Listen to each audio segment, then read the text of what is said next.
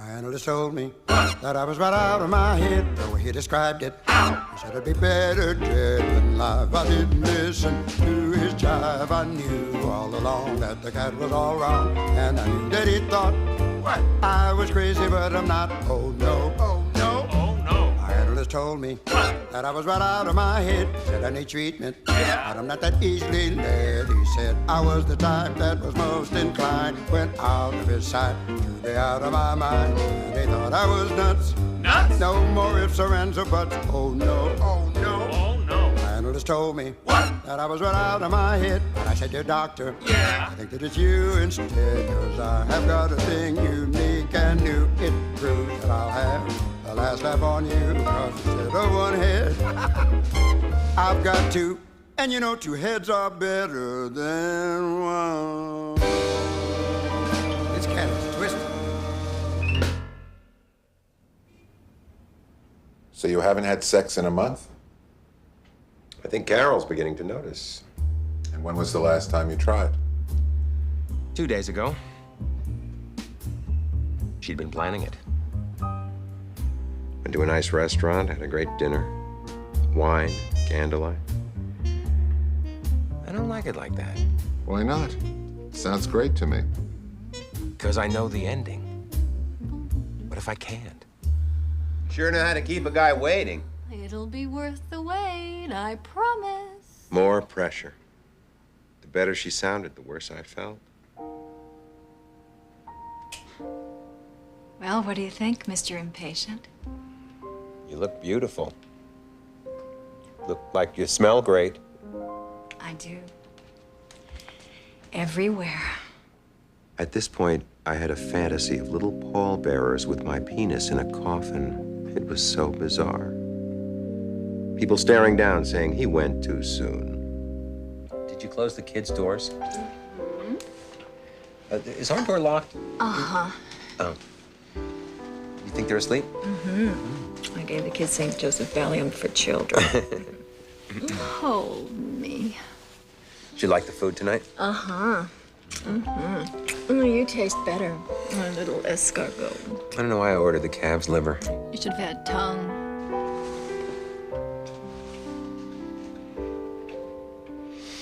No, tongue doesn't agree with me. I can have the liver sometimes, but tongues are just too disgusting. I mean, it's hard to taste something that may be tasting me at the same What time. are we talking about this? Come on, what's wrong? What's wrong? Nothing's wrong. Why does something always have to be wrong? Is it me? Come on now, there have been times when I've wanted to and you haven't. When I said now and you had some lame excuses, remember? I was giving birth at the time. So, I'm the only one with a problem? Dan, what is it? You haven't touched me in a month. Don't you love me anymore? Of course I love you, honey. Everyone says I look great. I even had my legs waxed by a large German woman who was in a bad mood. You look terrific. Your legs are like candles, but I just Don't want I just to. have a lot of things on my mind. Like right? what? Oh, God, I mean... Dan, I love you. I'm here. I'm bathed, I'm powdered, I'm perfumed, and you're thinking about Twinkies in the sports section of the paper. No, I was not. We don't have Twinkies. You got graham crackers. Oh. Why the hell do you get graham crackers? I hate graham crackers. It's not a cookie. It's not a cracker. What is it? I couldn't stop myself. My mouth just kept going. Actually, it's a cookie. What? Graham crackers, nutritionally speaking. Thank you. You can relax, you know, you're not on trial. Yeah? We just lay there. She was so sad. She said she missed me. That's the worst feeling, when you miss someone when they're with you. I feel awful. That's good. It's good to feel bad. I'd be worried if you felt good about it. Really? Hey, you know what? I feel terrible. I'm cured. Well, thank you very much. Here's all my money. Now you can finish that Dan, it's great to feel bad wing on your house. Bad isn't all bad sometimes. Wait. I'm not really feeling good, am I? Because if this is good, I would hate to see what bad is. Dan, the point is having the information is good. That's why you're here. You're in a rut, and we're trying to learn how you got there so we could figure a way out. It's not that Carol doesn't turn me on, because she does. When I think about her, I get horny. And by horny, you mean? Well, frustrated. Like in not having sex. What do you call not having sex? December. But you're not horny when you're actually with Carol. I am, but I'm not. Split down the middle. Just so screwed up. I'm a pathetic 42-year-old who hasn't been able to get it on with his wife in a month. Come on, Dan, give yourself a break here. A month in the scheme of things can be uncomfortable, I understand that, but it's really not uncommon. I've had patients who haven't been able to have sex in 10 years. Oh, that's encouraging. You're not them. You're Dan Carver. You're you.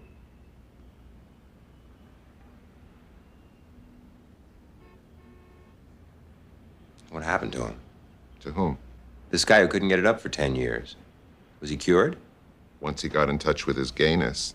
That's it. I'm going. Come on, Dan. Oh, send me the bill. You asked. How come you didn't bring up the situation with Carol earlier? You were on vacation. I've been back for 3 weeks. I know. I just kept thinking, tonight's the night. Tonight I'll get excited. But no. Shutouts over and over. I hate when you go on vacation. You knew I was going on vacation. I gave you plenty of time to get prepared for it. I know. I hate when you go on vacation. Everything seems to happen when you're away. I lost 2 clients. My parents came for a visit. My car broke down. My sex life broke down. And I'm picturing you at some Club Med with women and luau's all over the place, and the waiter brings a check and you sign my name. I hate it when you go on vacation. So tell me about your parents' visit. It was a visit.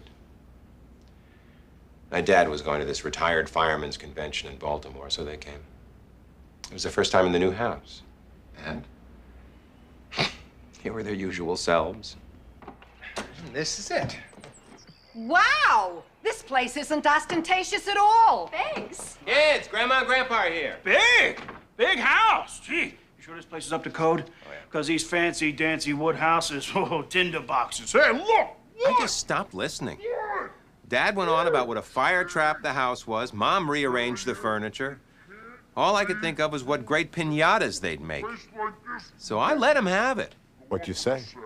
Thanks, Dad. So where are the kids? Where are those little puddings? Right here? Yeah, here's my girl. Huh? Oh, Yeah, look who's right. here! I'm plotting. Oh, God. Oh, Annie. Look at you, Annie. Oh, look at how she's starting to fill out this sweater, don't you think, darling? Stand up straight. You know, because it's his place over in Long Island, you know, and Sea Cliff, huh? Same thing, cathedral ceiling, same kind of wood, roof! I'll tell you, that wood went right up. They didn't have enough time to get their stuff out. Linoleum melted right to their shoes. Thanks, Dad. Yeah, what? Huh? There he is. Here's the little man, huh? Howard, can you die from this Yeah, face? yeah. Hey, come on, what? What's with a frown, huh? You haven't seen us in a couple of months here. I have to sleep with her tonight. Huh. And she yells at me. I do not. He squirms. Do not. Do too. He hogs all the blankets. His feet are in my face and they smell like cheese. And he makes these noises. I know Sounds what you mean. familiar? Well, come on, I'll show you your room. Right, we're not putting you out, right? Absolutely. Okay. Jeez, look at this wood. More wood! There's someplace. Got 2 sinks. Whatever you need in there. Great. Plenty of closet space. Huh? Towels. Yeah. Well, you know. Ah! Jeez. Hey. Duck. Annie, Brian, they're not happy about this. We're gonna go stay in a hotel. No, you won't. It's all worked out. The kids will double up. They've done it before. It'll be fine. Oh? So we're not the first guests in your new home. Mom, you're the first parents in our new home. Carol's parents haven't been here yet. Oh, okay. Because we don't want to be a burden. If I ever become a burden, you can put me to sleep. Lorraine. Mom, you could never be a burden. I love having you here. You don't want to put you out now. Eh? I mean, don't get me wrong. They're wonderful people. They're not easy. They're very different. I mean, she's Jewish and he's a fireman. So they're delightfully overbearing in their own ways. I guess all parents are like that. You're not? Yeah, but I'm working at it. It's a struggle. I try to be more of a friend to my kids, you know, talk to them more, less yelling. You ought to give yourself a little credit for that. I also buy them an awful lot.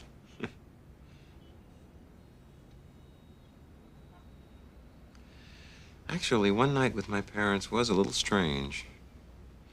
We took him to this great Chinese restaurant, and it was a tad uncomfortable. Chink. I love chink food. Jesus, Dad. Stop talking like that. It's terrible. What? What'd I say? I love chink food, right? You know, your father, once he gets the umbrella behind his ear, there's no telling what he'll say. That's right. When the kids is growing up, every Sunday night, this is what we do. Bowling, miniature golf, something, and then bang, right to the chink joint, put the old feed bag on. Dad, you stop using that word, please. The spicy food's really great, don't you think, Mom? No. I do. I do. I love this. These people, the chinks, they can make anything taste good, even dog. I've seen that on a TV show. Some places in China, they actually eat dog. Dad, they know us here. This could be dog, and still it tastes good. Dog. Hey, I guess we'll know if on the way out of here I stop by a hydrant, right? I hope it is dog. Maybe he'll roll over and play dead. Oh, I love this spicy food, but hey. Sure. But tonight, when the room gets impossible to breathe in, and I can't sleep because of the frogs in the room, ask him then if he enjoyed the spicy food. Come on. Come on, we'll have a good time, huh? You know, I get on Sunday nights. How do you get on Sunday nights, Dad? I don't know. There must be something in the food makes me romantic or something, right? Sunday nights, bowling, chink, Ed Sullivan show, right? And me. Why don't we just get the check? Had no more Ed Sullivan, though, right? Poor Topo Gijo. Ed, he's dead, right? Yeah, it's dead, Dad, yeah. Dead? Yeah, there's not much left of me. Oh, come on, get out of here, Lorraine. Huh? Sweet Lorraine. Yeah? You're still my princess. I'm still your princess. Right? Huh? Yeah. Right here. Right here. Right here. Right here. Right here. Right here. Eat your dinner. So it upset you to see them kiss in the restaurant? Oh, please. It got worse later on. What do you mean? My folks. They were, you know, What? making love. How did you know? Well, it wasn't so hard to figure out. If you're happy and you know it, clap your hands. Clap your hands. If you're happy and you know it, clap your hands. You really sent me. If you're happy and you know it, and you really... Dan, calm down. How can I calm down? If I hear him sing one more verse, I'll go nuts. They're having a good time, honey. It's kind of sweet, actually. Sweet. It's disgusting. Oh, this is amazing. What is? I feel like their parents. Oh, this is embarrassing. God, real dogs do less barking. Oh, Dan, calm down. It's only been an hour. Wow, an hour. God bless him. See, only an hour. Must be the MSG. What? What's so funny? MSG, that was very funny. You know, this whole thing is funny. Your folks are in the next room enjoying themselves, and here we are. I'm sorry, honey. I feel strange. Come on, nobody can hear us with all that noise. Jesus, he's singing "Shoo Fly, Don't Bother Me." What the hell is he doing? Come on, Dan, leave them alone. They're not hurting anyone. There I am, 42 years old, And I'm listening through the wall, just like I did when I was 8. Danny, what's wrong? What's that noise? Nothing, Timmy. Just go back to sleep. Mom and Dad are just fighting again. I don't know what's going on. Well, wait, me if something breaks.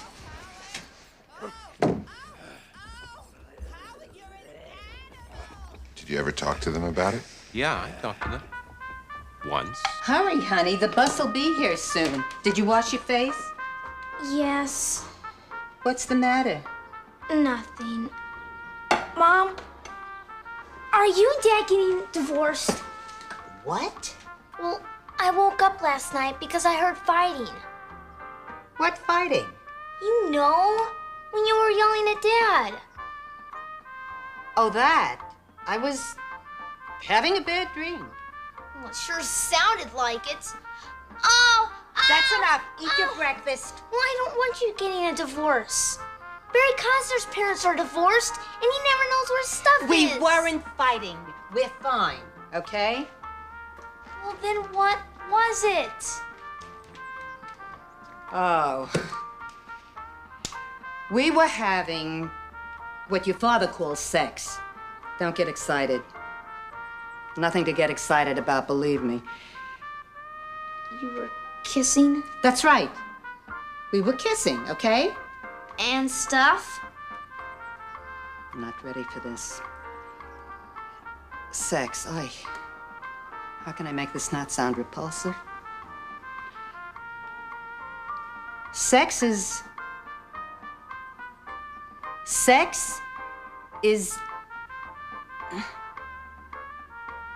Why don't you talk to your father about this? He can explain it much better than I can. So, what's on your mind? Tell me about sex. Ah! Oh, geez, I cut myself. What's going on? Where the hell did that come from? Well, Mom told me to ask you. Yeah, Ma. Like I cut an artery here. Maybe we should do this later. No. You brought it up a little earlier in my lifetime than I would have liked. But, okay. Man to man. What do you want to know? Well, everything. Daniel, nobody knows everything about sex. I mean, I consider myself a knowledgeable person. Your mother had no reason for complaints. Then why'd she call you an animal? Compliment. That was a compliment. What is this, huh? You thinking about a little girlie, huh? You sweeting a little girlie? Is that what this is? You thinking about a little girlie? No, about Miss Hinshaw. Oh, that's what this is, huh? Got a little crush on your teacher, huh? Let me tell you, when I was back at PS14, I had a crush on Miss Laparelli. Oh, I thought she was so beautiful. Oh, blue eyes, black hair. Got a little dizzy, palms get a little sweaty, huh? Is that what this is about, huh? No. Actually, I like the way Miss Hinshaw's stockings sound when she crosses her legs under the desk. Oh, and one day, saw her getting out of her car, and I could see straight up her. Well, you know, and she wore these things that, like, attached to her stockings that went up to her, I don't know, they were like little rubber bands that attached to her stockings, like black, like lacy things that just... Stop it! Jesus! Oh. Weird, I feel strange. Then George gets stiff. Whoa. Who is George? Come on, you know.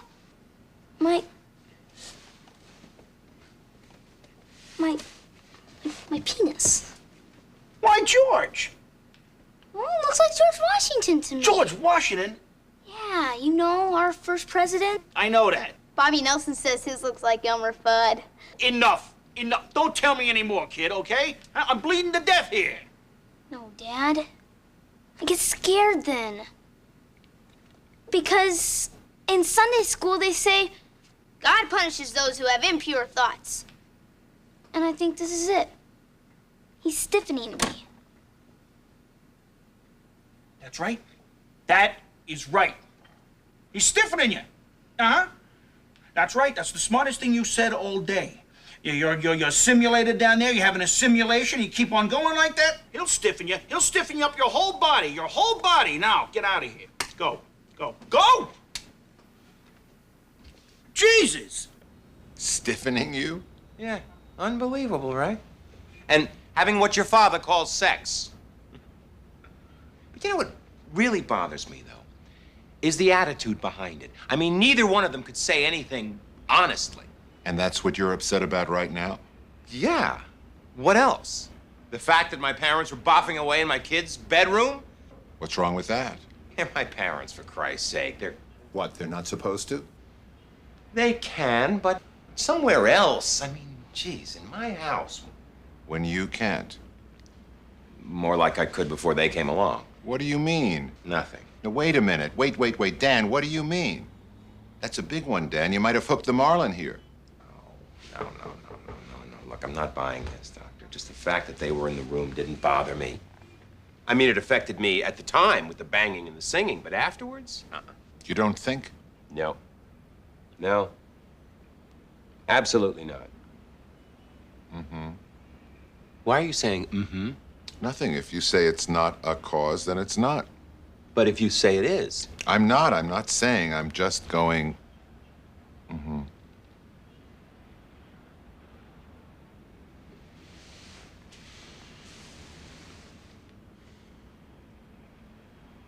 Is your last patient crying? There are 3 tissues in your wastebasket. This isn't about my garbage, Dan, is it? Thought it was okay to talk about anything.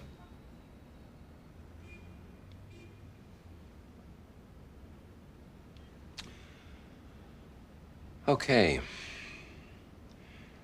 There was something strange that happened later that night. What? What?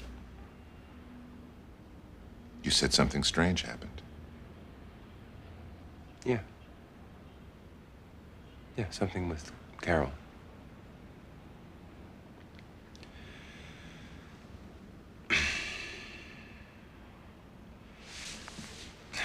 That night, I'm lying there wide awake.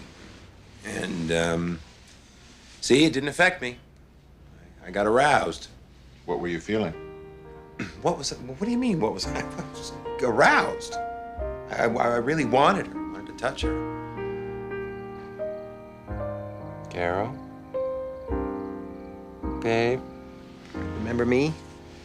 Dan, son of the MSG King? I'm sorry, honey. I want to be in your arms for about 10 years. Oh, God, you're so sexy, honey. How about we do this face to face? Sure, but I need a glass of water first.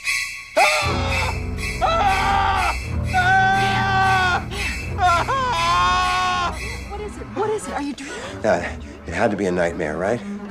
But I was wide awake. I wasn't sleeping.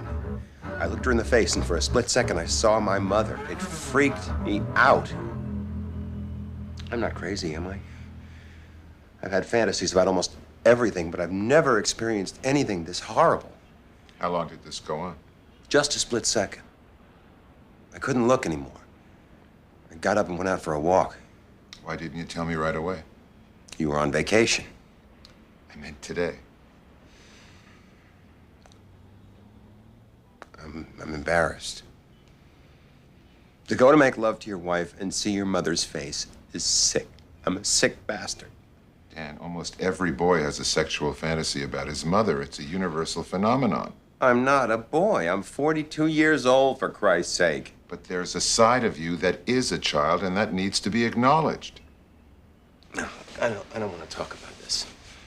I don't like talking about sides of me. You know, this side wants this side does that. I had a terrible experience, and since then, I've been impotent. We have to stop now. We can't stop now. We'll talk about it next time. Wait a minute. Are you saying that I want to sleep with my mother because the whole Oedipal schmedipal thing? I don't want to hear about that. I don't want to hear about things like that. That's not me. Time's up for today. Wait a minute. Now, you can't leave me hanging like this. I don't want to sleep with my mother. Do I?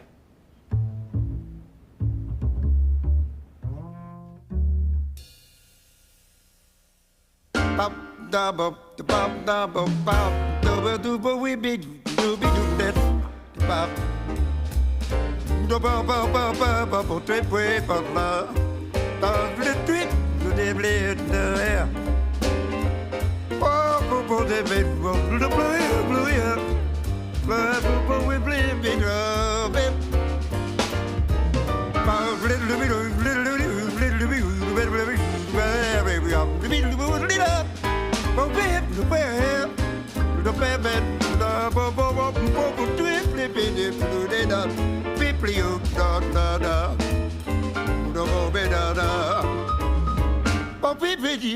little bit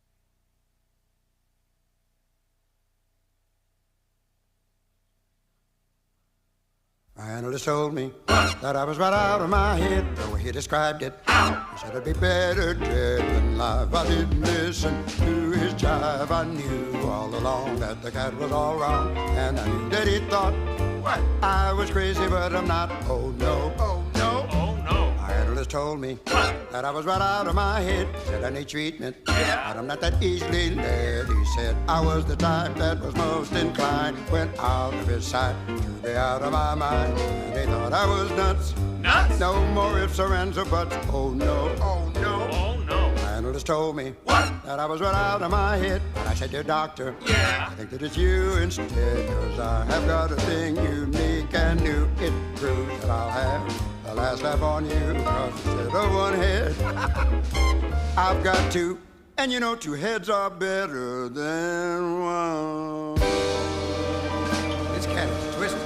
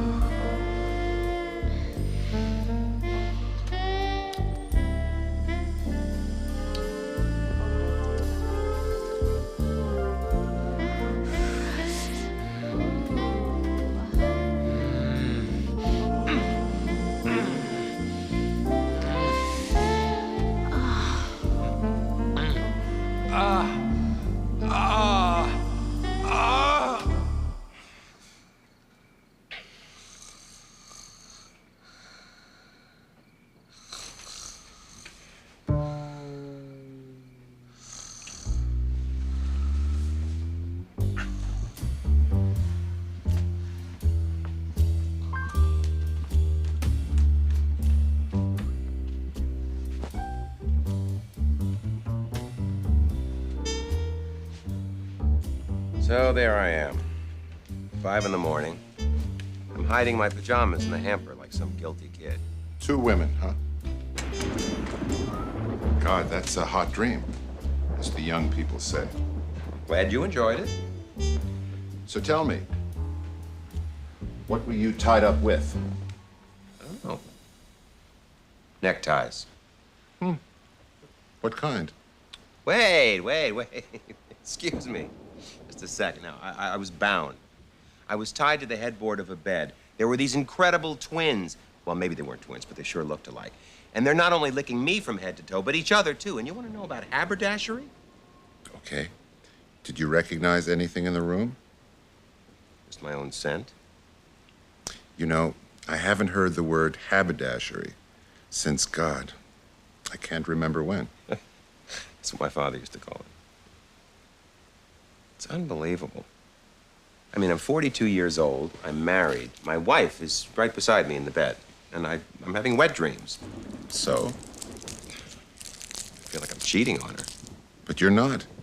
It's a dream, and wet dreams happen to be perfectly normal. Why is it always that anything that's embarrassing or uncomfortable is perfectly normal to you? I mean, what's not normal in your book? Dressing pets like people. Those little berets on poodles.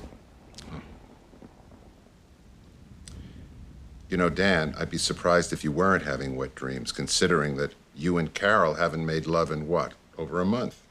No. We have. We did. Carol and I are back on track. Really? Yeah. Yeah, we made love the night before last. Finally. And? And what? I didn't visualize my mother again, if that's what you're getting at. No, I'm not getting at anything.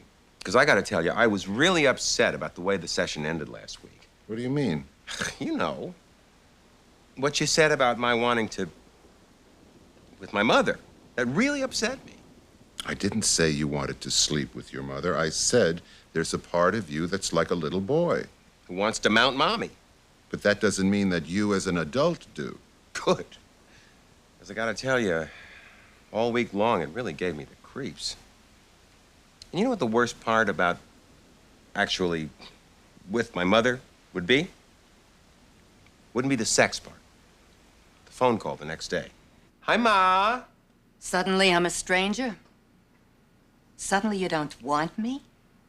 You used me, you bastard! Mom, I didn't use you. It was just...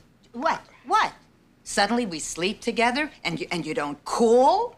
What am I, some floozy that you pick up in a department store? I'm your mother, and don't you forget it. Treat me with respect. I just felt bad about what happened. You felt bad about what happened. Sure, you whine me and you dine me. You get me all hot and bothered, and then we do it, and I give it to you the best I can, and then you don't even call me? You bastard! Man, I should have known better. I'm awful sorry you feel this way, Ma. Your brother never treated me like that. My brother? A perfect gentleman. He cools. Oh, and Mrs. Bloomstein down the street? Her son bought her a Barca lounger. Well, in any event, I'm glad things are back on track with Carol. What?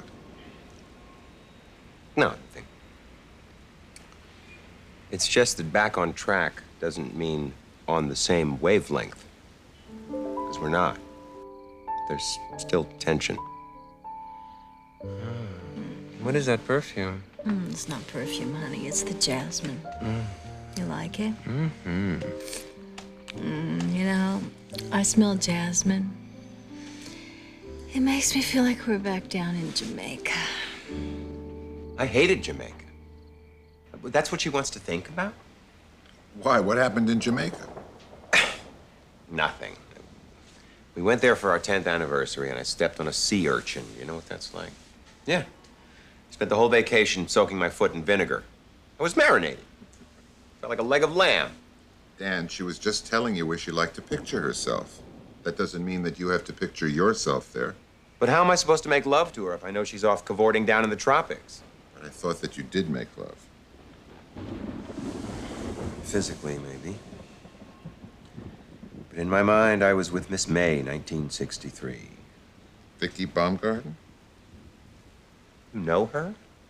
Photographic memory can't be helped. So you mean you remember... No. I didn't read it that much. Dan, come on. Look, you know I love Carol.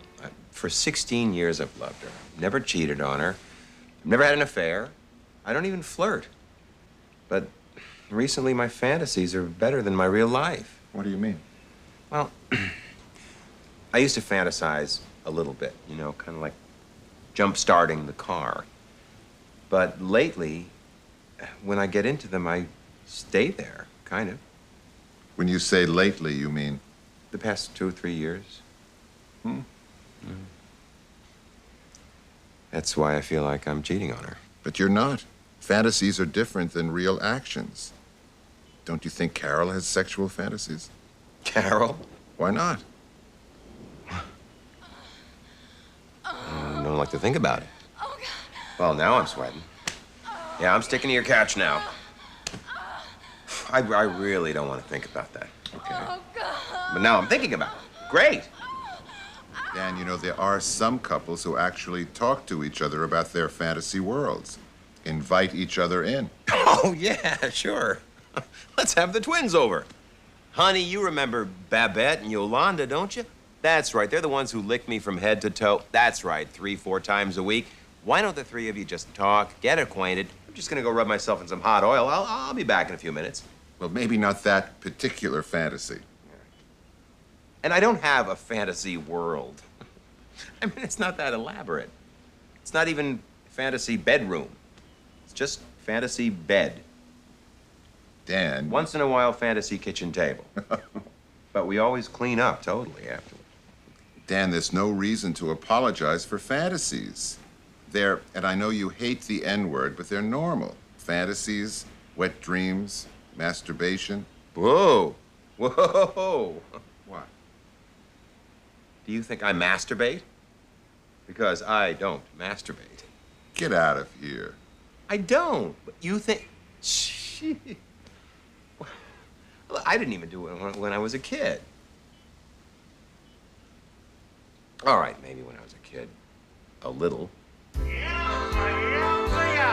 Dan is still in that bathroom, ladies and gentlemen. 36 hours. Let's give the lad a big hand, because he's probably worn out the one he has. Yowza, yowza, yowza.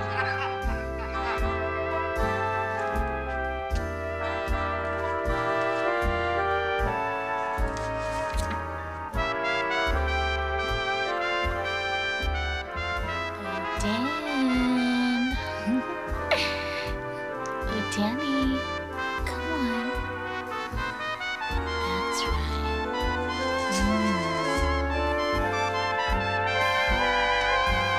Wow! Page 83. I know you. You're Vicky, and you're looking forward to a career as a movie star and/or physical therapist. And your one ambition is to fly an F-104. Wow. And I also like helping Daddy weekends around the farm. And babysit my 4 little cousins and wearing leather right next to my skin.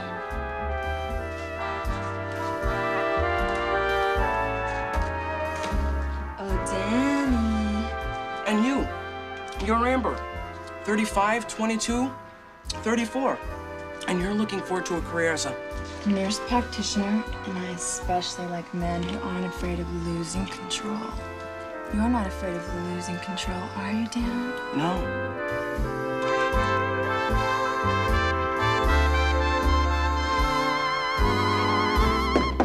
Okay, let's go. Whatever it is you're doing in there, it's taking too long. Just finishing up. Yeah, come on, let's go, Dan. Would you fall in? Thank you, Your Highness. He knew what I was doing. He knew, and I knew he knew. And is that so terrible if someone knew? Yes. It's embarrassing. I'm ashamed. I'm 42 years old, and I'm still doing this. And the worst part is you get the feeling that everybody knows you're doing it. Good morning. Morning.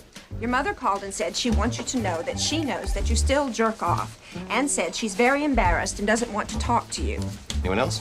Yes, your late Uncle Louis called to say everybody in heaven is very concerned that you're 42 and you're still playing with your putts. And you have a lunch meeting at 1. Do you have any problems with my knowing that you masturbate? 42, and he still does it. You're kidding me. No, and he's got magazines hidden all over the bathroom. Do you believe that? No. No, I don't have any problem with that. Good. Thank you. All right, I do it. I still do it. But I don't enjoy it. Why not? Well, because I'm not a kid anymore. I got kids of my own asleep in the next room. Fathers don't do that. Really? Of course not. What if there was an emergency? Excuse me? Well, what if my kids needed me for something? What if they fell, or if they had a problem or a question about homework or something, and I couldn't be there for them because I was out on a date with Page 83? I'm just wondering when you masturbate. Maybe you don't enjoy it because you're always in jeopardy of getting caught by your parents, your kids, your wife. Unless you want to be caught. No. God, no. Look, do we have to keep talking about this? I mean, is that all we're supposed to do in here, is to pick apart all the intimate details of my life? And I pay you for this. I should have my head examined. It wouldn't hurt treating yourself nicely. If you're uncomfortable doing it when other people are in the house, why don't you set aside some time when the house is empty? You mean make plans to do it? Like a date? Why not? Take myself out to a restaurant, order myself a nice bottle of wine. Maybe later, a little carriage ride around the park. Then when I take me home, I'll walk myself to my front door, but I won't try to kiss me right away. No, because I don't want to feel cheap. But then I'll ask me in. Maybe I'll want a cup of coffee, you know? Who knows? Then I'll say, why don't I relax a little while? Nobody's home. Sure, come on in. Why don't I sit down? Then I start to get uneasy. You know, what's it gonna be like? When's it gonna start? Should I do this? Shouldn't I do this? Then maybe a little, you know, TV and maybe that special little video cassette I've been hiding from Carol, or maybe The Postman Always Rings Twice with Jack Nicholson and Jessica Lange on that table in the kitchen. Yeah. Then I'll do that, and then I'll have me. And afterwards, maybe I'll take a shower. Maybe not. Maybe I'll just burn the evidence right away, or throw it in the garbage. Just throw all those potential children into the trash, snuffed out before they had a chance in a perfumed piece of Kleenex. Of course, I immediately take the garbage can right out front. Just put it out of the house. Right out on the street, where it'll be gone. Safe. But then there's the garbage man the next morning going, "He did it again, Eddie!" God, you're fun to work with. What, I go crazy? And no, you paint great images. Yeah, I'm the Picasso of pain. So, tell me about these neckties you're tied with. What is it with you and these neckties? Everything in a dream means something. Yeah, but the ties? Then start wherever you want to start. Whatever's comfortable for you. No, the ties are fine. Ties are fine. Okay, the ties. I'm trying to see the ties here. Oh, she's got to move her head out of the way just... Oh, yeah, there you go, darling. Okay, the ties are green with... What? Red Santas on them. Santas? Red. Oh, I'm dying to hear your interpretation of this one. Hey, maybe as a kid, that's what I really wanted for Christmas. 2 naked twin sisters. So you don't remember actual ties like this? Dan? Ay, what a Christmas. Merry Christmas, Dad. Okay.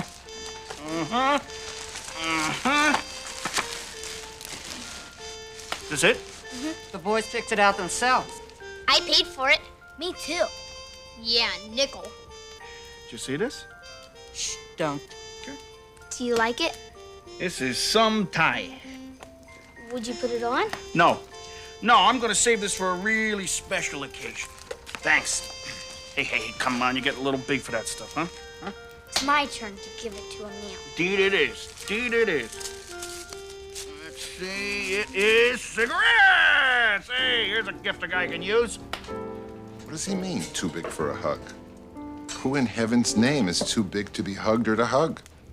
Sounds like your father was using growing up as a punishment or a curse. No, he wasn't. It was just his way. His way or yours? No. What do you mean? Well, it does sound familiar. Hey, you're too big for that. Hey, I'm 42 and I'm too big for wet dreams and fantasies. And God knows I shouldn't be masturbating. No, sorry, I'm not buying it. What? The way things get turned around in here.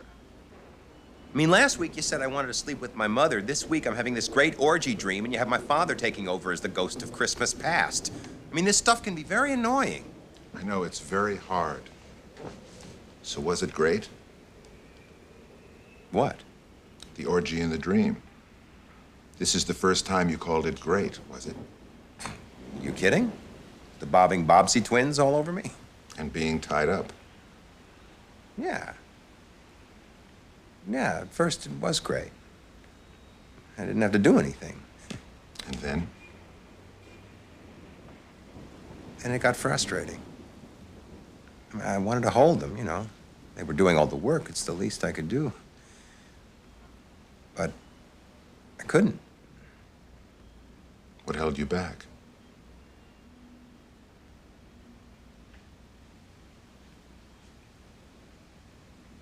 My father's dies. How does it make you feel?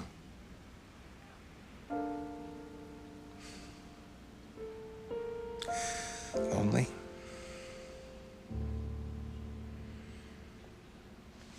Look, could we stop a little early today? Sure. How come? I just don't feel like talking anymore. I want to go home and be nice to myself. Is it a date? It's a date.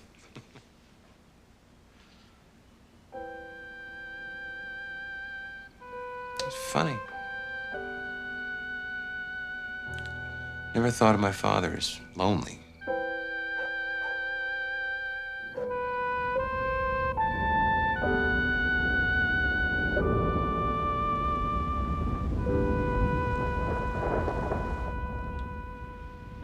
Well, I should go.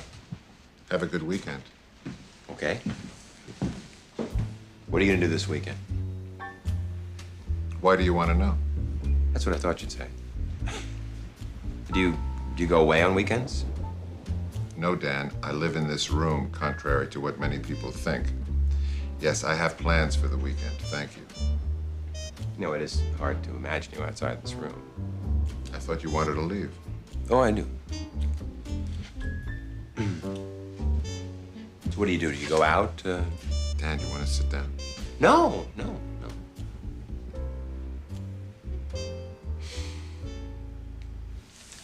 I really hate that dream. Why? Because it makes me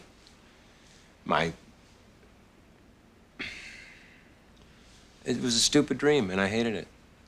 Except for the orgasm. That was good. That's funny because I see it as a very positive dream. Yeah, but you think it's good to feel bad. Not good to feel bad, but it's good that you're feeling. One of the things you've always felt bad about is that you didn't even feel bad about things anymore. But now you're looking for ways to feel good about yourself, which means you're breaking old patterns. And while that can be frustrating as hell, it's a real sign of growth. It's like in your dream, where you're passive and infantile in the beginning. Happy because you didn't have to do anything. But then as the dream goes on, you get frustrated because you want to join in already. You want to participate in the hugging, in the fun, in your whole life. You want to untie the ties, and it's hard work. It's a struggle, and it's worth it. If your father held back expressing love, it doesn't mean you have to. They're his ties, not yours. Boy, I was on a roll. Well, I gotta go.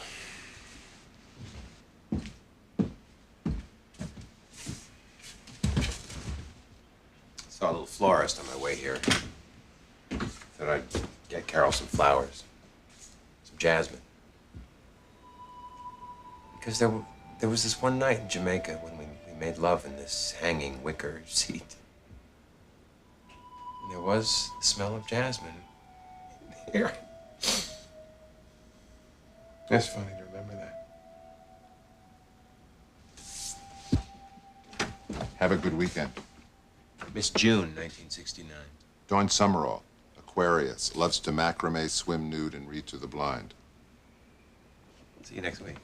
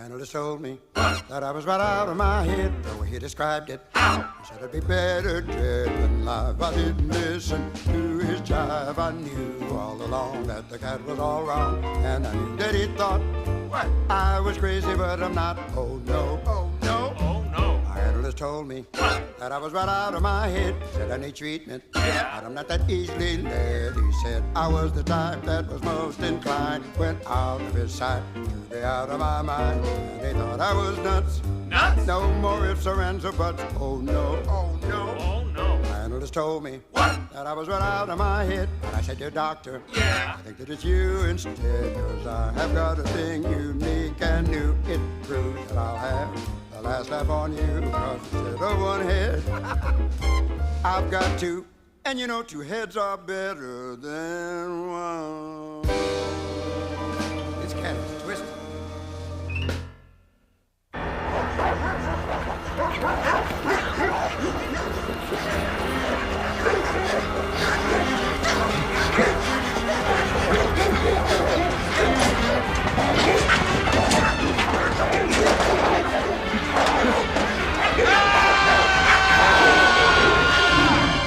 Whatever happened to nice dreams? You know, like the one about getting trapped on a train with Angie Dickinson? Why can't I have that one again? Now all I get are these monster dogs. Sounds pretty awful. Yeah, well, I've been having that death dream a lot lately. And what makes you think it's a dream about death? There are 8 Nazi Dobermans trying to rip me to shreds. I think that pretty much speaks for itself, don't you? Ugh. Breath. Interesting dream. What do you think it's about? I don't want to talk about it. Okay. We don't have to talk about it. We might want to talk about why you don't want to talk about it. You see, after a year of this, I should have known not to bring it up. No kidding. Then why did you? Because if I didn't bring it up, you'd want to know why I didn't bring it up, and you'd start reading things into that. But if you didn't bring it up, how would I even know you had the dream in the first place? Because psychiatrists know these things. Right. And we know when you are sleeping and we know when you're awake. Come on, Dan. What are you thinking? Me? Nothing. It was a pretty good week. I nailed down the Midwest account. Yeah. I may not log as many hours as some of the younger partners in the firm, but my legal skills are as good as anyone's. Liddon himself congratulated me. That sounds nice. Being appreciated for what you do. Yeah. What do? I go to work, I come home, I get into bed, and I think, wasn't I just here? A week is one big day where I change clothes. I'm in a rut. But you know that. That's why I'm here. I don't know. Is everything in life going faster, or does it just seem that way? No, things aren't going faster. I think we're just getting slower. Thanks. You're supposed to make me feel better. Who said? Well, it was a fairly uneventful weekend. Got to spend some time with the kids, you know, away from the office. They're great. Brian's getting quite a little pitching arm on him. Attaboy, Brian. Look, if he wants to sue, we'll sue. It's quality time. And let's see, what else? Things with Carol are fine. It's been quiet. And how's Annie? She's all right. She had her first date this weekend. No kidding. That's a milestone. Of course, she didn't tell me anything about it beforehand, because I'm just Dad. Daddy, just make up your mind. What is the blackened pasta? Dan, you don't go to a diner for blackened pasta, please. Well, they wouldn't put it on the menu if they didn't want people to eat it. I mean, It's a tube pasta. It's made with the ink of, hold on just a sec. Harold! What is the name of that animal? Squid! Squid, right. The ink of a squid. It's really weird, but good. Myself, I had my gallbladder out, so I can't take spicy food. But some people love it. I'm sure they do. Daddy, just order. Feed me! Club sandwich. You'll have a club sandwich. I don't like club sandwiches. Yes, you do. Club sandwich. What kind of bread is that on? Oh, we got them all. Whole wheat, rye, white. Does the rye bread have seeds in it? Can't stand it. Honey, where are you going? To the bathroom to eat soap. Really, what kind do they have? Actually, the only good part about your kids getting older is you don't have to order those things in the restaurants with the funny names. You know, we'll have the steak, the veal piccata, and the G. Willikers salad. How did it go? What? Annie's date. Oh, I don't know. I don't think I handled that too well. All my friends say, wait till you see your little girl when she goes out on her first date. It's gonna be the greatest night of your life. That'll give you an idea of what kind of life my friends have. The blue sweater's nice. No, I hate my clothes. Will you stop? Look at you. She's gonna go off and she's gonna have a good time. How do you know? Oh. She's never even been out with a boy before. Yes, she has. Yeah, on a Saturday afternoon with 37 other kids and parents driving. This kid has his own car, Carol. This is a car date. They're gonna be in a car. Tell her to wear a seatbelt. I'll drive. What are you worried about? What are you not worried about? What if he makes a pass at her? She'll deal with it. I'm not talking about her. What about me? If it gets to a point where you want a 17-year-old boy to hug you, let me know. I hear it happens at your age. Very funny, Carol. Very, very funny. Dad, turn around. All right. You didn't tell me he was here. What about the pink top, the one with the rhinestones? No, I look ugly in that. You do not. What's wrong with looking a little ugly on a date? What? Looks shouldn't be important. She should dress as plain and as boring as possible. If he's any kind of a decent kid, the looks won't matter. You must have been a fun date. The pink is darling. Not. How can you be so calm and collected? Hey, I went on a first date once, and I survived. Yeah. Yeah, it was fine. We went to the movies. He was very polite. He wore a tie and jacket. Yeah, we saw Send Me No Flowers. He drove me home, but he was too shy to come in. So I remember I tapped twice on his car window to say goodnight. And then I told him that I had a really nice time, you know, through the window. You did that? Yeah. And later that night, he climbed up the trellis into my bedroom, and we fucked our brains out for 3 straight days, and my parents never knew. You're vicious. Do you know that? You really are vicious. Come on. This is important, and you're not taking it seriously. I'm taking it very seriously. I'm just not taking it personally. You know what it is? Carol, it's fun. You know, it's dress up. It's the mothers and daughters and the red one or the blue one. To boys, it's hard for fathers. It is. Because I remember what we were like at that age. What? Vikings. Are you kidding me? I got strapped. You touched bra? Debbie just in hand up back of her sweater, bra strap against skin. You got bra? Yeah, Danny, you. You didn't get anything. You were just standing there. You didn't even talk to any girls. Yeah, I know. That makes him watch you more, you know? You give him that, James Dean, Rebel Without a Cause. Bullshit. James Dean doesn't go home at 9. You left at 9, Carver. James Dean's always the last one, too. What a talent. I miss him. I miss him bad. What a loss. You think I went home? Yeah. Shit, I was out back by the garage. Rosemary Fortunato and I behind the garage. Oh, come on. Boy, you and Rosemary Fortunato. She's a senior. You got bra? Me? Skin. You got tit? You got bare tit? How'd you unlock the bra? You swear to God that you got bare tit of Rosemary Fortunato. Hey, you think James Dean would tell? Mikey! Woo. I'm not ready.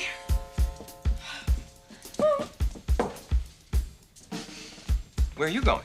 I'm gonna go let the boy in. No. This is my job. The father should answer it. Okay, you okay? Yeah, okay. I'm under control.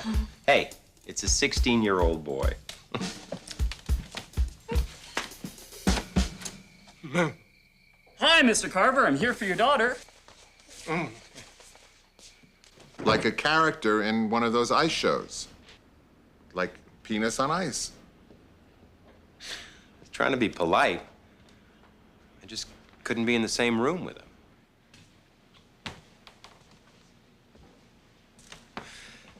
Well, It's here. What if he hates me? Then he wouldn't have asked you out. So he'll get to know me better and then he'll hate me. What? Oh, the silver belt. Dan, say something nice to her. Do you think he's cute, Daddy? Dan?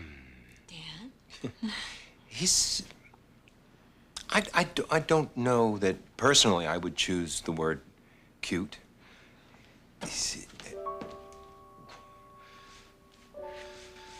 What am I supposed to say? He's cute? The kid on the Wonder Years is cute. It sounds like a nightmare. Yeah, you're laughing. You think it's funny. It's not funny, Dan. The imagery is funny. Your pain isn't. My daughter's going out with boys. Boys are not funny. They want sex. That's all I think about is sex and food. Everything's up for grabs. And the way boys talk about girls. Did you score? Did you nail her? Did you bang her? That's a confidence builder. Like with you and Rosemary Fortunato. Yeah.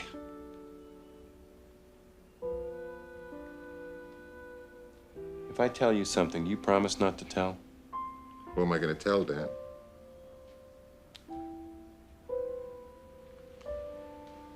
I never did anything with Rosemary Fortunato. I don't know. I guess I was getting tired of hearing how good everyone else was doing, and I wasn't, well, I was kissing and stuff, but I wasn't getting, you know.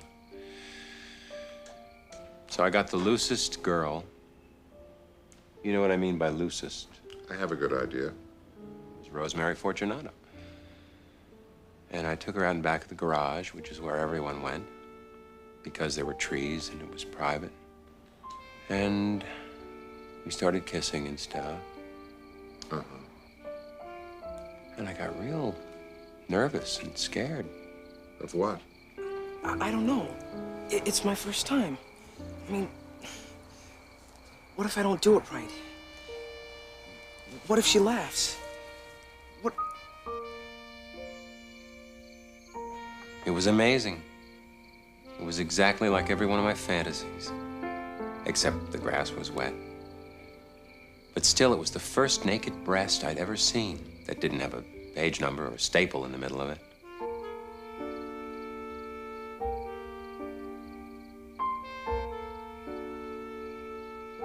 It looked so different in person than on the page. Someday someone's gonna be talking about Annie like this. Some 40-year-old degenerate's gonna be lying on a couch somewhere. Dan. What? First of all, you're 42, not 40. Just a reality check here. And secondly, you are not a degenerate. What did you do that was so wrong? Well, first of all, I lied. I didn't get anything. We didn't do anything. I wasn't a Viking. I was a sheep herder. I mean, they were out there. The moment was mine, and I didn't want it. I felt like something was, I don't know, wrong. It was wrong. Because the grass was wet? Because what was real was different than your fantasy? I felt bad for her. We hardly knew each other. She didn't even like me. Suddenly, she just, she had this sadness about her. And I didn't want to take advantage of her. I mean, I wanted to, desperately, but I just felt like I wouldn't like me. You were a very decent kid. I think it's great you felt that way. Yeah, right. And that was another year and a half before I got another shot at it. Thank God I learned to lower my standards.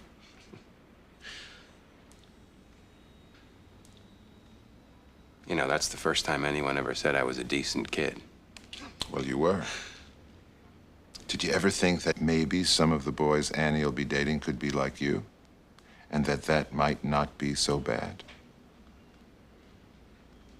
I don't know. When I left Annie in her room there, she looked so sad. She looked so worried about herself.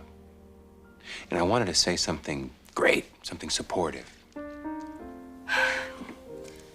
How do I look? Do you think I look ready? I really have to lie down, honey. This is... All she needed was a nice word, and I couldn't come through for her. I mean, here I am. I'm her father. I love her, and I can't say to her, have a great time. In my heart, I don't want her to have a great time. An okay time, maybe, but not great. A lot of parents feel that way. Yeah, but I didn't think I was going to be one of them. I'm like my parents. Every step I made towards being independent, every time I looked forward to having some fun, they'd pretty much make sure to drain all the joy out of it. And now here I am doing the same thing. Passing on... You know what it is? It's like being in this giant relay race where you get handed this baton of misery that you pass on from one generation to the next.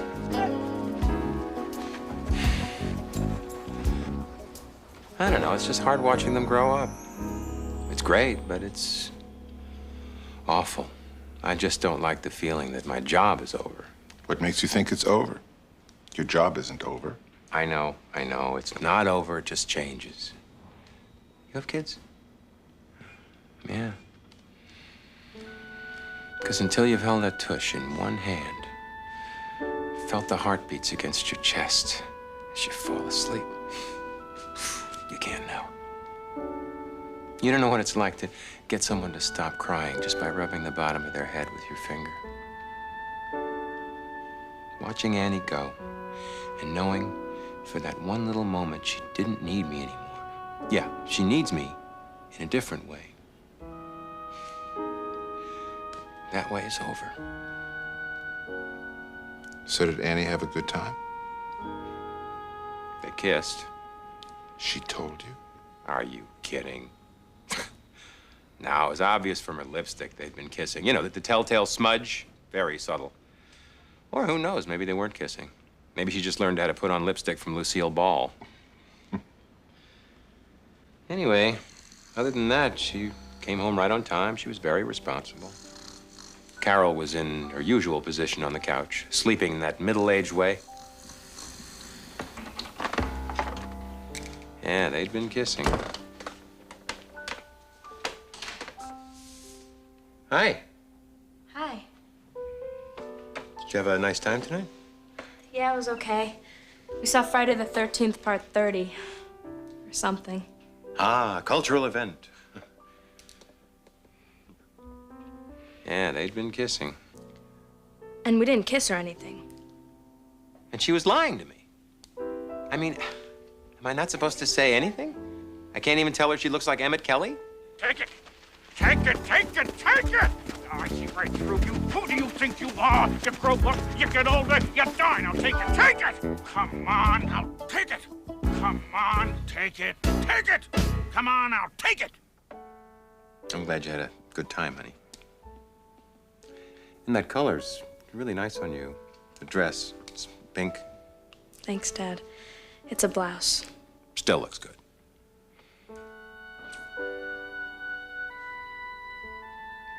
Well, good night. Good night. Annie? I love you. Even when we don't get along? Don't. Come here, you. Come here. We get along. Yeah, but sometimes I'm not. No, honey. It's not you. You're great. What you're doing is great. I'm the one. It's fathers and daughters. I mean, I had a brother. My dad had 2 boys, and boys, I mean, you sit at a table, boy, girl, and boys only talking to the boys, even across the girls. And when you... I know what you mean. You do. Yeah. I'm glad we had this conversation. Me too.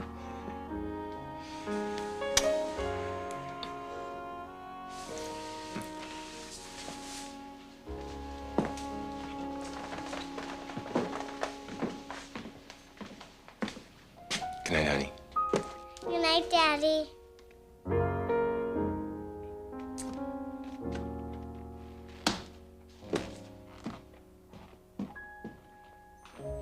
That part was good. The good night was all right. You're learning. Why does it all have to go so fast? You know, you want things to stay still, but they keep coming at you. It's relentless. Like dogs in the night.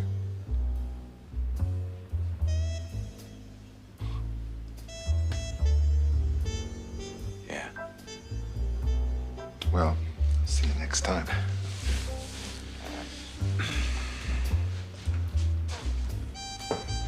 Next time.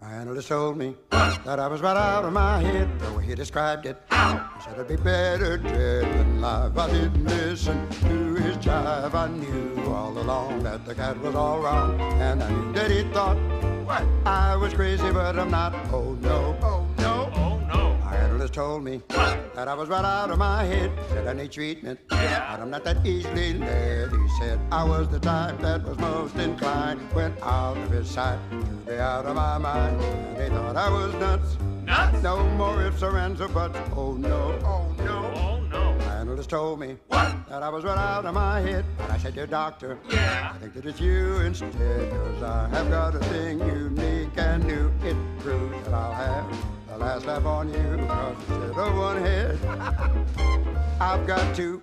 And you know, two heads are better than one. This cat is twisted.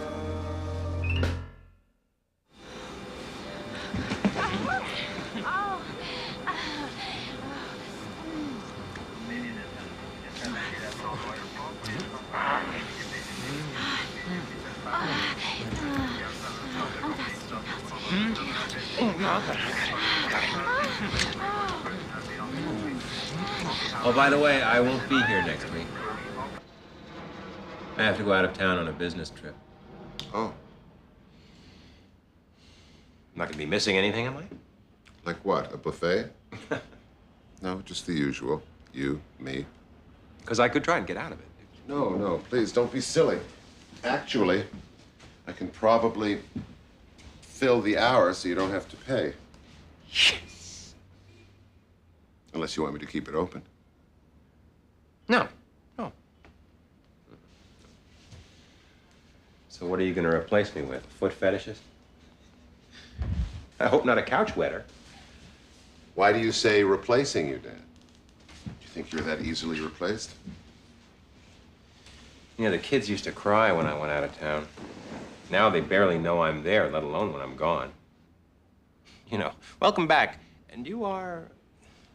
It's a stage the kids go through. That's how it starts. And the next thing you know, it's... Thank you for sitting down with us, Dad. We want you to know that this has been a very difficult decision. Believe me, there's been a lot of discussion, but I'm afraid we're gonna have to let you go.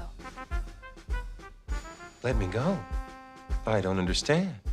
We sat down and made a list of our emotional needs. Then we looked at that list and asked ourselves, who's filling those needs?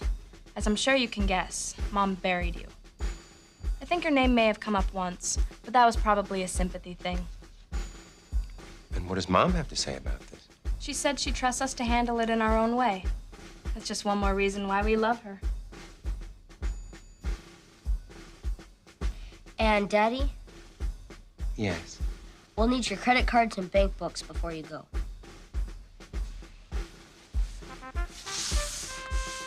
Kids, Dad, take it like a man. Where's the visa?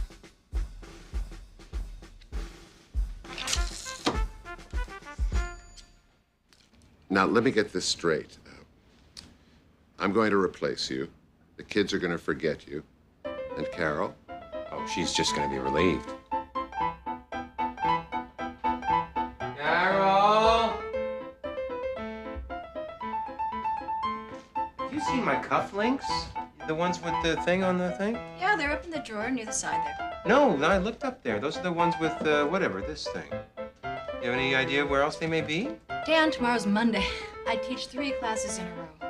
Right. I'm just going out of town for a week, you know? Please don't let me disturb you. Why do you do this? What? Every time you go out of town, you try to pick a fight, and I'm just not going to get into that again. What are you talking about? I'm not picking a fight. You're the one who's fighting. No, I'm not. You are. No, you are. I don't have time to fight. I'm too busy looking for cufflinks.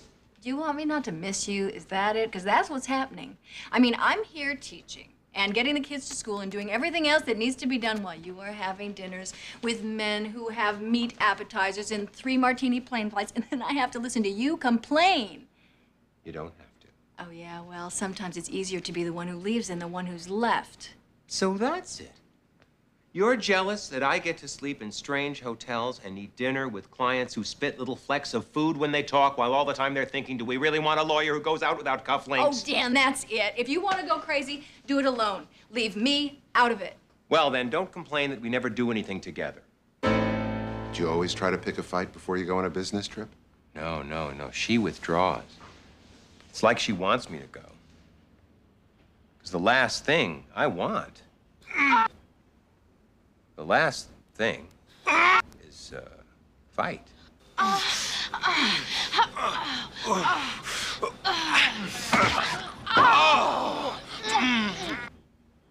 Dan. Yeah? Oh, I'm sorry. Where was I? Good question. You just... I don't know. I think I need a vacation. I hear reality is nice this time of year. No, I was just having my basic going out of town fantasy. Everyone forgetting you? Wild sex with a stewardess. Sounds promising. Yeah. Do you have this fantasy often? Yeah. Only this time things were so hot we disconnected the smoke detectors. Which is against federal laws, right? So not only are we committing some pretty amazing sins of the flesh, we're also messing with the FAA. It added something. I can imagine. Yeah. This is not... I should definitely be locked up someplace. Dan, you've got a great imagination. There's nothing wrong with that. Yeah, but there are times when I don't want to be... when I shouldn't be out in the ether.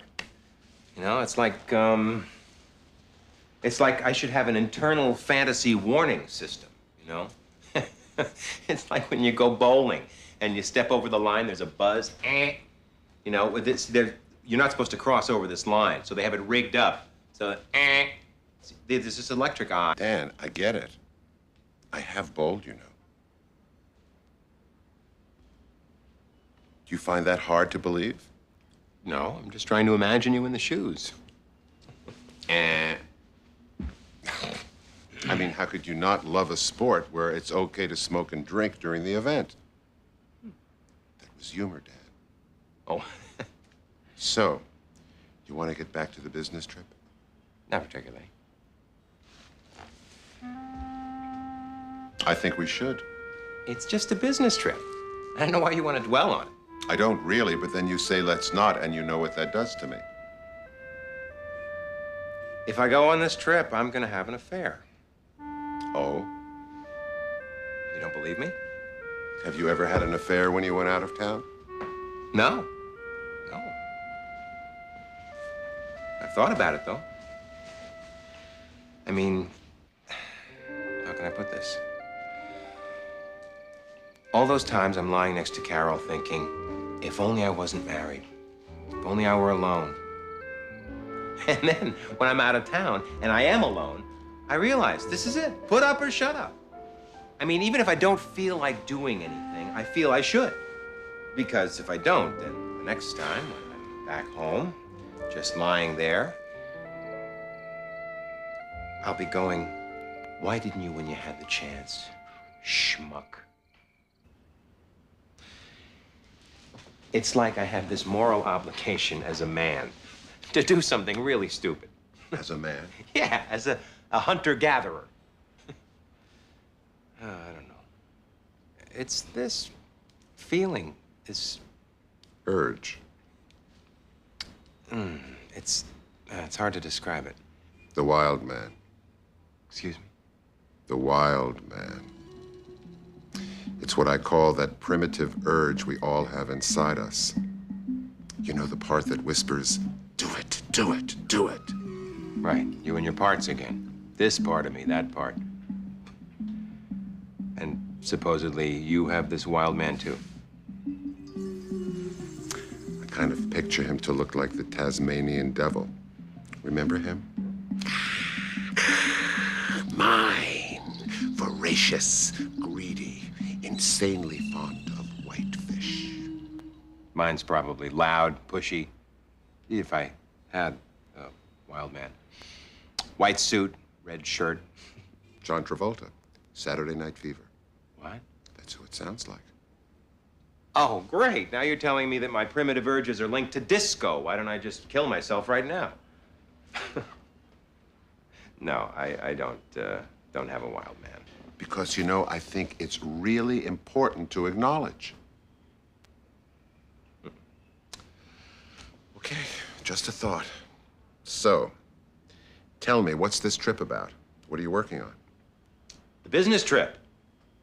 Well, you're going to want to take some notes here because this is going to get pretty exciting. I'm handling the Midwest account. Now, their corporate offices are in Minneapolis. Now, I fly out there Tuesday, go to the hotel, check out the babe situation. First stop, the bar. You always go to the bar first. Then the hunt begins. Or the health club. Love it when they sweat. Ouch, baby, you're hurting me. And I fly home Thursday. End of story.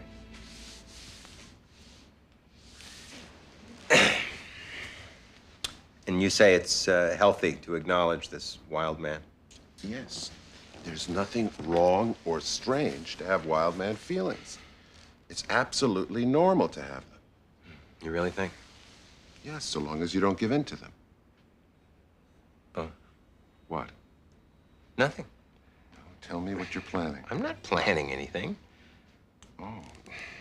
Then tell me what already happened. I don't want to... Are you serious? No. Oh, come on, this is what we're here for. This is the meat and potatoes. So the last time you went out of town, what did you do? It's embarrassing. I'm embarrassed. What, did you dress up like a woman? Come on, Dan, if you don't tell me, I'm gonna guess. I'll start with something fairly common, like cross-dressing, okay? And then I'll work my way down to phone sex or exposing yourself on the subway. Oh, God. You exposed yourself? No. The other one. The phone stuff. You mean I got it on my second guess? That's a personal best. Congratulations. Well, now you know. I'm a total degenerate. No one is a total anything. Hitler. He had a dog. So what? You called one of those 976. 976 numbers? Is that what happened? Yeah. I was alone. I was curious. I was weak. Phone sex, huh? Please don't call it that. I hate that term. It makes it sound as if you're actually, you know, with the phone. So what happened? I don't know.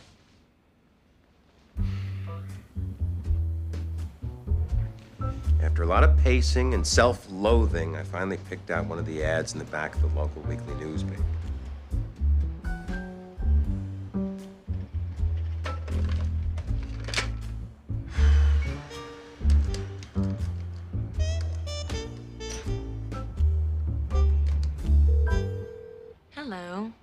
Thank you for calling the Hump Line. If you'd like to talk with Kathy, the stewardess who needs to be spanked, press 1. Yeah. Press one. If you'd like to get hot with Heather, the lady in leather, Oh, let me talk to her. Come on. press 2. And if you're looking for a man-to-man talk, press 3 and say hello to Hector. And? I panicked. I hung up. I didn't know it was going to be multiple choice. I assume we can rule out Hector. Hector was an automatic toss-out. Yeah. So then it was between the stewardess and the lady in leather. Now, there's a sentence I never expected to hear my therapist say. And you picked the stewardess.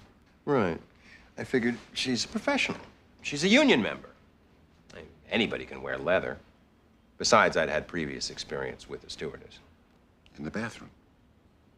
So there was the comfort factor at work as well. What was the conversation like? You know, I don't really remember. I mean, there was the basic stuff. She said I was a hot stud and asked if I had ever had all my bodily fluids sucked out by one woman. But I wasn't really listening to her. I was trying to imagine what she looked like. Hi, Dan. You might find this hard to believe, but this is the first call I've ever taken. I guess you could say I'm a virgin. And I want you so bad I can taste it. Then I realized, wait a minute, this is a business. These people deal in volume. God knows who you're really talking to. What are you wearing? Are you hard? I can tell by the sound of your voice you're really, really hung. God. Oh, God. Oh, it's so good. Ugh. Come on, big boy. Make me a woman. Yeah. Tastes so good, baby. Goes down easy. Give it to me one more time, sugar. Hello, this is Hector. So you spoke to this alleged stewardess for how long? Not long. A few minutes. Not long at all. And when you hung up, how did you feel? Like dirt. It was one of those things, as soon as you do it, you know that everybody knows. Then we have the local room tax, and then we have the $8.50 charge for the 7-Up and the cashews from the Honor Bar, and the room service dinner charge for $21.50, and an 87-minute call to the Hump Line. Talk to Hector? Your total, with the telephone call, comes to $115,000. Put that on the visa.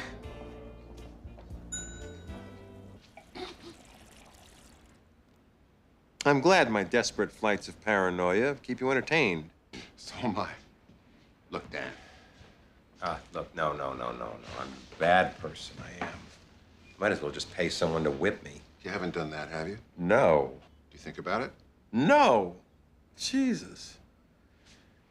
But now do you see why I'm afraid to go out of town? Who knows what the wild man's gonna want next? A hooker? A couple of hookers? Maybe a whole gaggle of hookers. Do you really see that as an option? No. I love my wife. Have you ever made an erotic phone call to Carol? To Carol? Yeah. Yeah, actually, once.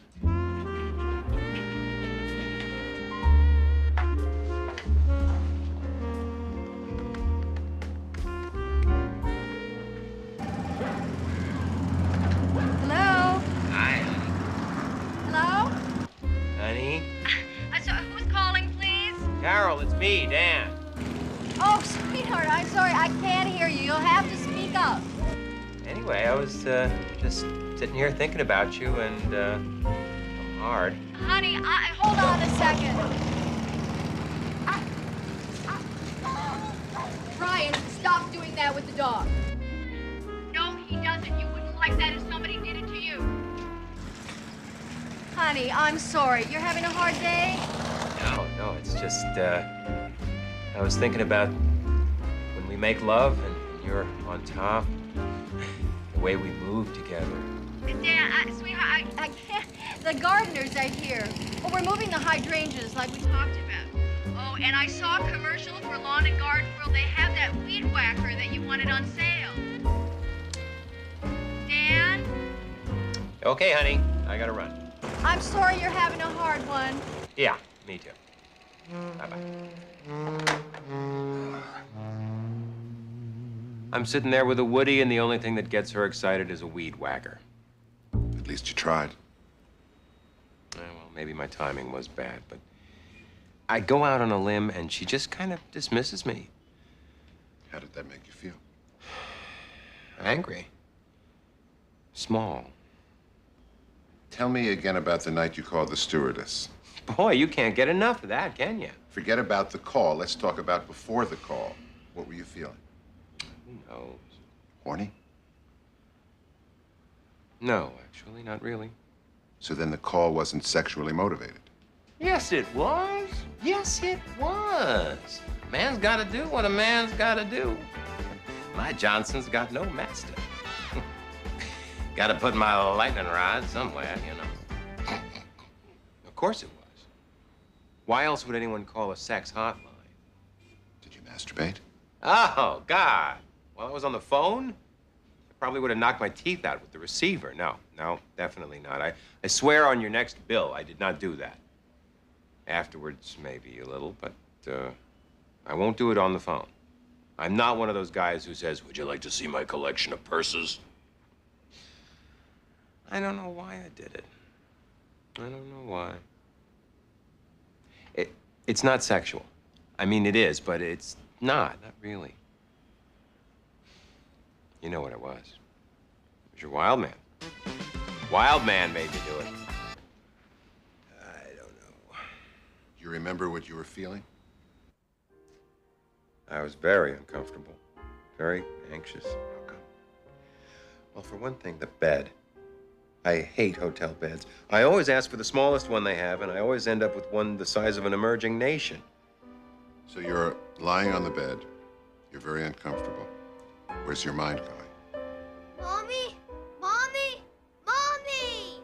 What is it now? I'm lonely. Oh, God. Mommy took a Milltown. Mommy, I'm scared. Stay with me. No, Danny. We've been through all this. Mommy, stay! Now look what you've done. You feel better? Are you happy now? My brother Timmy was still a baby, and he was sleeping in my parents' room. And my mother had to read to me every night for about a year before I could get to sleep by myself. Do you think that could possibly still be true? What? Well, that maybe you do the phone sex thing just to hear a voice. Does that make any kind of sense? Sure, why not? I'm lonely, I'm in a strange bed, I want to hear a bedtime story. Okay, so now it's a story that involves some kind of lubricant, but it's still a story, right? Mm-hmm. Come on. Why not? The story doesn't matter. It's about the contact and the undivided attention of the storyteller, who happened to be your mother in the first place. Why is it that everything that has to do with sex you want to bring back to my mother? This is not a sexy woman. On the sexy meter, I'd put her right next to Ernest Borgnine. You brought up the bedroom memories. Yeah, I also brought up memories of cufflinks. Does that mean that my sex life has to do with accessories? No. But it does have to do with it when you start to turn Carol into your mother. It's like Kuwait in here. It's a minefield. Everywhere I step, oh, this looks pretty good. Boom, you're turning Carol into your mother. Boom, your father was unable to hug you. Boom, it's been 15 years since you've been able to urinate in a public men's room. Boom, everyone will always leave you. Dan, wait. You're the one who's leaving town. Everybody else is going to still be here. Your wife, the kids, even me. Yes, but you're letting me go out of town with credit cards and the wild man. I could be a phone sex addict. I might start calling 976 numbers in different area codes in other countries. Oh, es vengaban to buque foque lo que me. That'll be 10 billion kroners. You know, I might have to stop coming in here just so I can feed my phone sex habit. Is that what the phone calls are all about? Is it a tantrum, Dan? Oh, you think I'm big enough to go out of town on my own, do you? Well, I'll show you. Do you think I'm big enough to go to bed by myself when Timmy is sleeping in your bed? Well, I'll show you. Dan, Have you ever considered that maybe your wild man is just an angry little boy?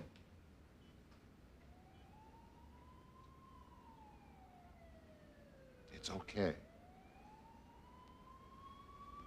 Yeah, well, I can't not go. Can I? I think you can handle it. What if I call again? What if... Oh, by the way, it's call, not calls. I only called once. You don't have to have the tantrum, Dan. Okay, maybe 3 times. It's true, though. You don't have to be an angry little boy anymore. I don't know. I don't know. I don't feel good about this. You'll do okay. You can handle the wild man. It doesn't have to be the other way around. You think? Why not? I'll see you in 2 weeks, then.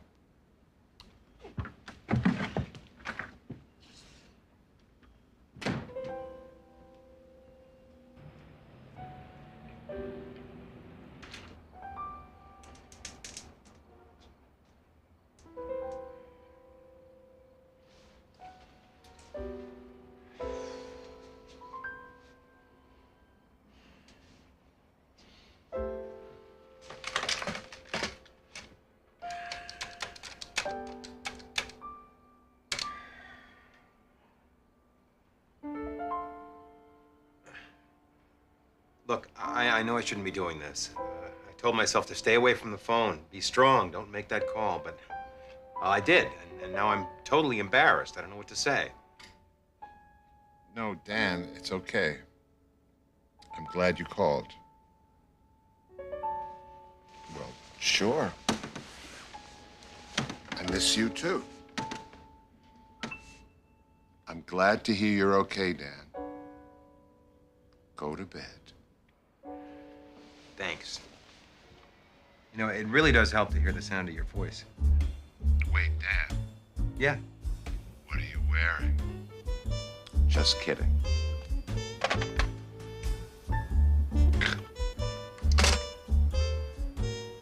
I'm worried about him. I really am. Dan, my man, don't turn out the light.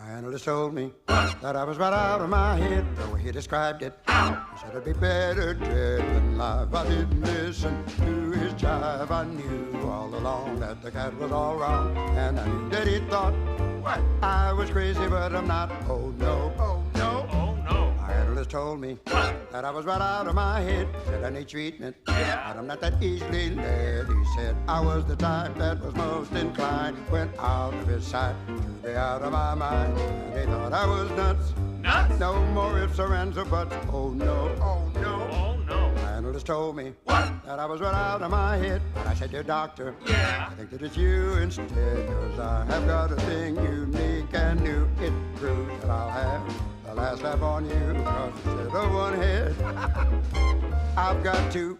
And you know, two heads are better than one. This cat is twisted. My mother's in the hospital. Really? Is she okay? She's getting out tomorrow. She just forgot to take her medication. I didn't even know she was on medication. My dad. You know, my father told me about her. It was perfect. First of all, I called them. And we're having this typical conversation, you know. You catch those Mets, huh? Those bastards dropped a 3-run lead in the ninth. That is no team. Oh, yeah. You should call your mother. She's getting out of the hospital tomorrow. What? What? What do you mean hospital? What happened? What's wrong? Nothing. She was a little dizzy on Tuesday. I took her in. Tuesday? That's 2 days Yeah. ago. She forgot to take her pressure pills. What pressure? When did she start taking pressure pills? Geez, I don't know. Must have been around when the headache started. Headaches? Why didn't you tell me? I'm telling you now. What's the big deal? The big deal is that Mom's been in the hospital for 2 days and you didn't call me. You didn't tell me. 'Cause I knew you'd get hysterical. I'm not hysterical. I'm just concerned. Yeah, sure. Daniel, you're a born worrier. You worry too much, you always did. And where did I learn it from? Hey, not from me. You didn't learn worrying from me. And the Russians call it Sputnik. That's it. We're doomed. We're dead. In space. What do you mean, Dad? It's a death ray. That Sputnik thing there. They're gonna take the rays of the sun. They're gonna beam them down on any city and woof, they're gonna fry us up. Howard, don't. Eat your pot pie. No, it's true. I was talking to Andy McCarthy down the station today. They're gonna take the rays of the sun. They're gonna turn them around and beam them down on like Paramus and woof. Gone in a second. Jersey, Queens, any place. Burn us up. That's what they're gonna do. Really? Howard, would you stop? We're all gonna die. It's not going to happen. It's impossible. Are you kidding? It's science fact, huh? Hey, you know how I like to fry up the ants and the grasshoppers with my magnifying glass, get it real hot, they can't take it, and poof, they explode?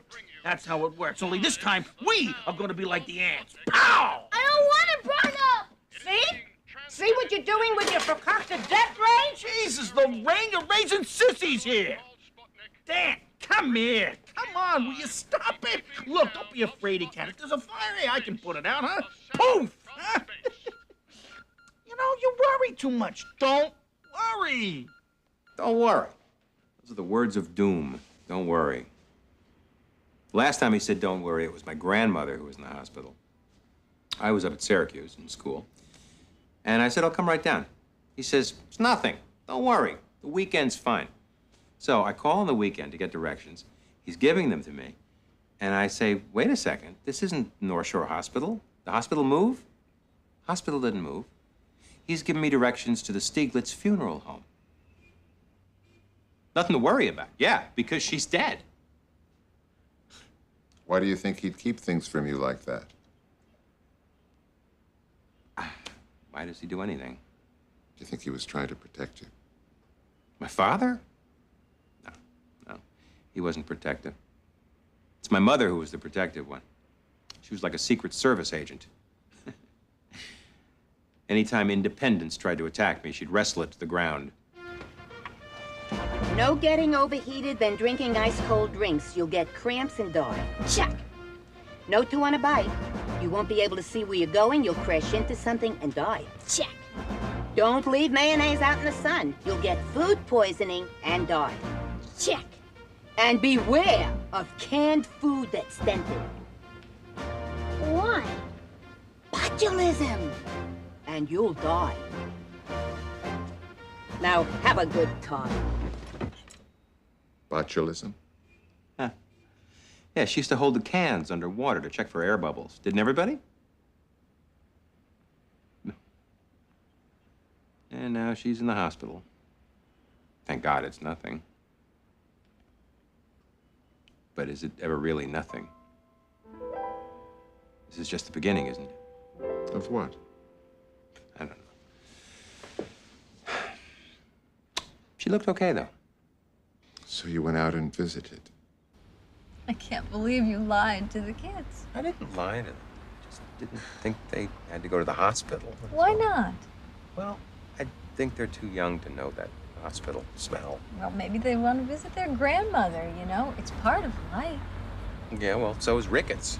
But we give them vitamin D so they don't have to experience it. We must have different kids.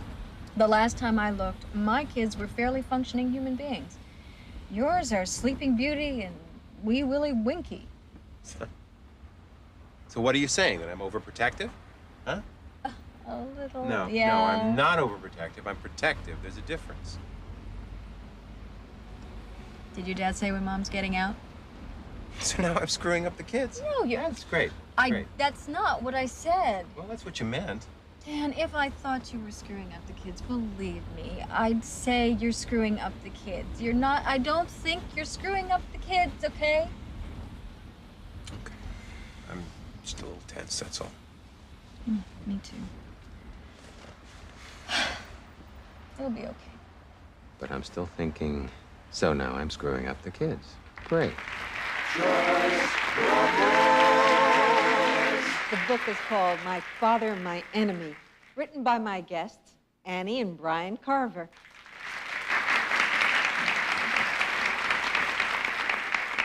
Tell us about your dad. Well, Dr. Brothers, it was never physical abuse. I mean, never anything like that. It was just the mental abuse. But he was so unconnected as a human being that he couldn't help himself. He had a lot of problems of his own. Don't you think, Brian? Oh, absolutely. It was just recently I realized how much damage she's done to us. I don't think Bing Crosby's kids have anything on us as far as mental abuse. Don't you agree, Annie? Ooh, fascinating. And so well liked in the community. Oh, yes, and we give him that. But we'll also never forget the night that we left home and took off on our own. Oh, what did you do? We just picked berries and worked as migrant farmers. And kept in touch with Mom. You know, she understood. As a matter of fact, she's the one that told us to run into the night. Run, keep running, and don't look back. Fascinating. And what are you doing now? I'm working on a screenplay based on my book. And I'd like to announce to the audience that I'm totally clean. I haven't had a drink or taken pills in over 3 years now.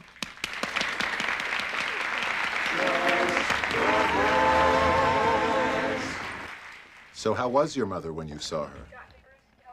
My mother looked okay. You look good, Mom. Looks can deceive, believe you me. Hello, darling. You look tired. What is this? What is this? Water ballet? Come on, hit her. Kill her. Oh. So you couldn't come earlier? We didn't know you were here, Ma. We didn't want to worry you. When were you gonna tell me? Huh? After the electrocardiogram? After you'd been home for a month? When? What's the to-do? I'm fine. I got one of my headaches and my speech slurred for a second. She sounded like Mr. Magoo. So what did the doctor say? Nothing. They gave me tests. Everything's normal. But they want to observe me. I said, observe what? Doctor, this is it. What you see is what you get. The only thing I observe is the holidays. Oh. Give me some of those ice chips, darling. Oh, such gas. Look at this. Look at this. She's gonna do the big splash with her butt. Oh, look out. Look behind you. Jeez. I don't think she can hear you, Dad. Huh? Although everyone else in the hospital probably can. He doesn't look good. You don't look good. Well, you know, 2 days go by before you even know that your mother's in the hospital, and then it's wedged in between the baseball scores. We didn't want you to worry. It's not worry, it's concern. Because if you want to worry, you should get your father out of here. This hospital is not good for him. He picks up everything. Looks pretty comfortable to me. Why don't you take him home and get him set up with a nice dinner? Carol will stay with me. Oh, hush. Do you believe it? Get him set up. He's a grown man. Let him get himself set up. I know this is stressful, but why is it every time we start talking about your mother, you change the subject? No, I don't. Do I? How did you feel seeing your mother like that? Well, how do you think I felt? That's my mother. I love her. I don't like to think of her as being sick or dying. Great. Thank you. Now I'm totally depressed. This always happens when I come here, doesn't it? I come in here, I'm feeling good or whatever mood I'm feeling, and before I get out of here, I'm totally depressed. Congratulations. Another satisfied customer of the Pain Palace. 50 locations throughout the metropolitan area. You really should franchise yourself, you know? Have drive-through windows. Bookman's House of Pain. Serve little unhappy meals. Hi, can I help you? What kind of pain can I get for you today? Tell me how it's gonna be when I get old. Okay. You'll get hands like chicken feet. You won't be able to bend down and put on your underwear, and you'll probably have no control of your bowels. That's it? That's what I have to look forward to? Yes, and your children won't call you. You'll be all alone. The super won't send up heat when you need it. I have a house. For now. That's it? Anything else? Your Social Security checks will be late, and everybody will treat you like a criminal because you owe them money. And you'll know when it's going to rain because your ankles will hurt. And you want fries with that? Do they come with it? Yeah, but you won't be able to digest them. Gallbladder. Next generation, please. It's true. You're laughing, but it's true. You're like Satan and corduroy. I like your image. Next generation, please. That's pretty apropos. What do you mean? You're the one who brought up the image. What do you mean? I don't know. I was just talking.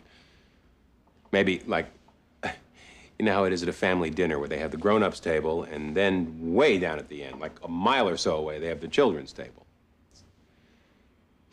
You know what really gets me? Even in the hospital, my mother's taking care of my dad. She's lying there, and she's telling me to make sure he eats. She's always doing that. She's always cleaning up after him and making excuses for him. I mean, here is the ultimate bull in the china shop. He just plows his way through things, never thinks about anybody else's feelings. And loud, I used to say he didn't work at the firehouse. He was the siren for it. You know, I said before, children's table, Passover. When I think about a bull in a china shop, that was my father at Passover. He didn't even try to blend in. Very good, Timmy. And Howard, would you answer the 4 questions? Starts reading here on page 9. Come on, Leo. You answered these questions last year. Remember, Timmy? Oh, come on. It's the same thing every year. The kids ask, why is this night different from all other nights? And it's not different. You people are always complaining. Look, I know, you suffered. But Jesus, there's a limit, huh? I mean, I'm starving here, and you give me what? Eggs and water. That's a thrill. Or maybe parsley with salt all over it? That's a nosh, huh? And tomorrow, come on, down the fire station, everybody brings in their lunch pail. Hey, Carver, what do you got? I got meatloaf on the bread of affliction. And this is the happy holiday. Howard! Every year the same thing. Every year. Come on. No. You people are great. You're a great people. But horseradish for hors d'oeuvres? Howard. A schmuck, Howard. Yes, my daughter married a schmuck. Leo, I am not a schmuck. I'm Irish. There's a difference. Howard, a little respect. Get your hands off that chair. This is my house, my chair. Yesterday it was yours. Tomorrow, maybe. But tonight, the chair is reserved for the prophet Elijah. Get it off. Yeah. Who won't show up again this year because you don't serve dinner till 11 o'clock, huh? Am I out of line? Every year it's over. That's the same crap. That's what that means in Yiddish, you know. You seem really angry with your father today. I'm not angry. I'm just annoyed. He always annoys me. But this is even more so. Because here's a woman who constantly does for this guy. Then she gets sick. And all he can do is go on about how inconvenient it is for him. The whole ride home. I mean, Mom's in the hospital. His wife of 46 years. And what does he talk about?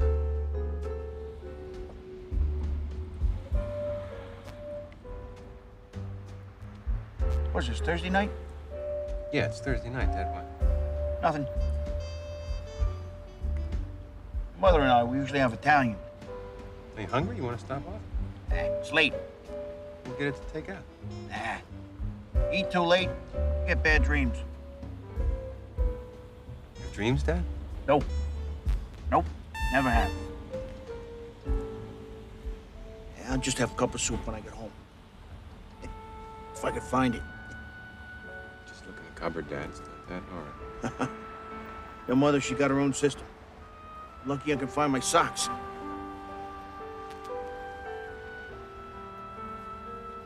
Next right. I know, Dad. You go up 2 blocks, make a right at the Gulf Station. I know, Dad. I know.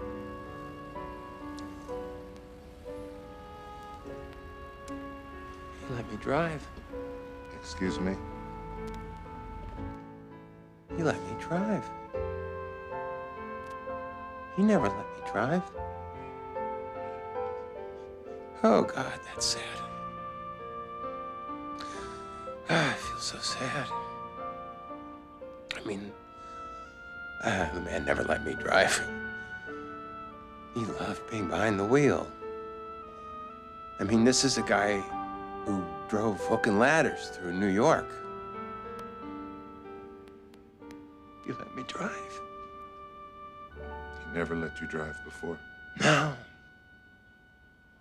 Yeah. Last time he let me drive, I guess I was 16. Yeah, that was it. I just gotten my learner's permit. Jesus, what are you doing? What are you doing, huh? Huh? You'll have the driver instructor wet in his pants. You are never going to pass this, believe me. Shift. Shift. Clutch in. Clutch in. Clutch out. Out. Clutch. Clutch. On.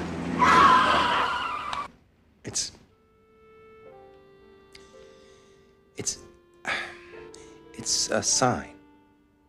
Don't you see? It's a sign.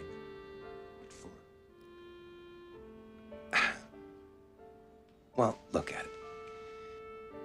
My mother's in the hospital. My father let me drive the car. He couldn't find his way home. And he turned to you. It's like the kids' table.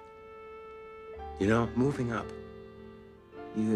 You start at the children's table, and then you're a young adult, and you move to the middle of the table. And then when you're old, like Grandpa, you're at the head of the table.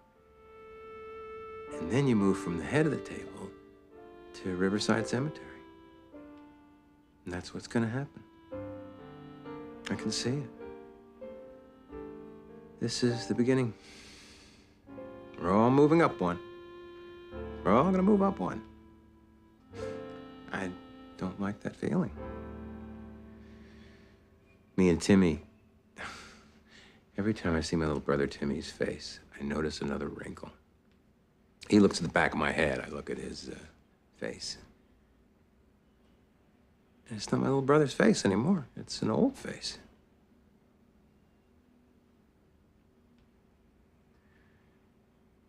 My father's scared, isn't he? Could be. How could he be scared? He's a fireman. Nothing scares him. I mean, to this day, when I look at him, there's still... Oh, so weird. One of my first really vivid memories, if anything, is 1952, 1953, Memorial Day parade. Come on, Danny, wave! That's it, sweetheart. Oh, he sees you. Wave to Daddy. He's the bravest man in the world.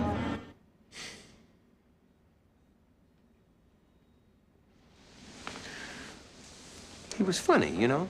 He was funny, and people loved him. He was a good man.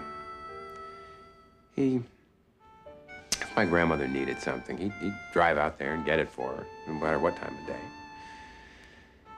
You know, if you needed a couple of bucks, even though he didn't have it, he'd give it to you. He was a good guy in that way. He was just a little lost sometimes.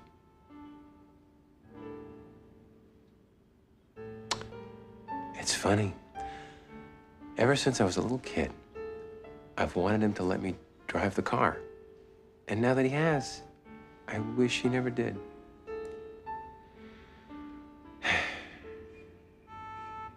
I'm moving up at the table, aren't I?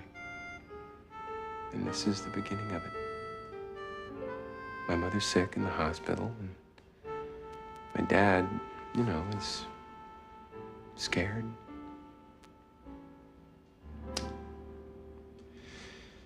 My folks are gonna die, aren't they? Eventually. I never thought they would. I mean, I knew they would. Everyone knows that about their folks, but it never hit me as real. Did you think that they would live forever? I don't know.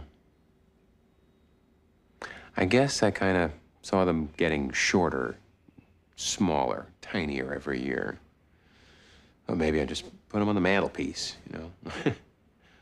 Or Nanny's dollhouse. We still have that out in the garage. I don't know.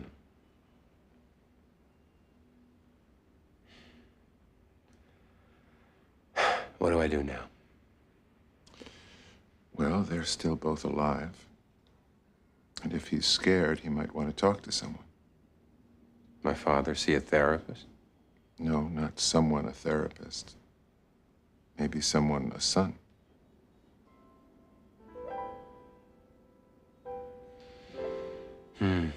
No. What could I say to him that he'd understand? Dad, there's an angry child in you who probably wanted to sleep with Grandma. Yeah, he'd understand that. Well, there are other topics of conversation. Maybe not as intriguing. No, we can't talk to each other. We never could, but now I find I don't even want to go through the motions anymore. In a way, I think therapy is driving us further apart. How so? Well, I'm changing, and he's not. I want to shake him. You know, I want to say to him, listen to yourself. You don't have to be stubborn and thoughtless and angry. Why don't you? Not a suggestion, just a thought. I don't know. I'm working so hard to see things differently. And he's who he is. He's not going to change. Help me out here, Dan.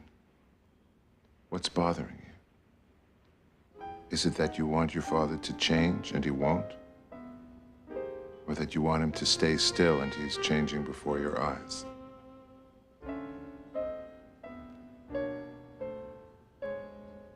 I don't know.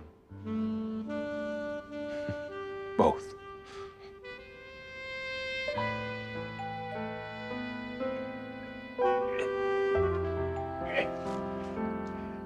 Coming.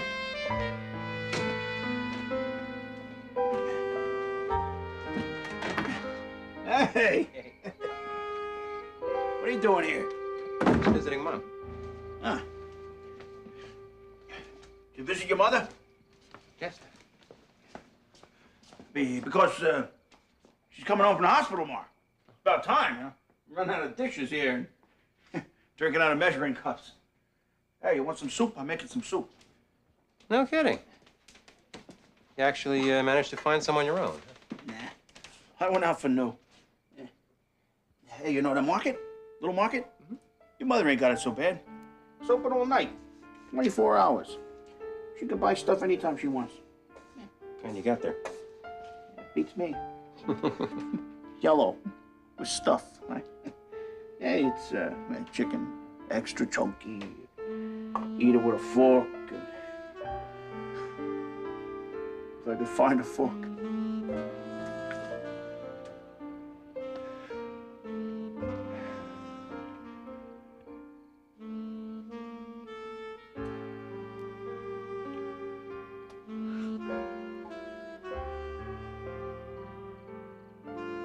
Who's gonna get the bowls if one of us don't let go?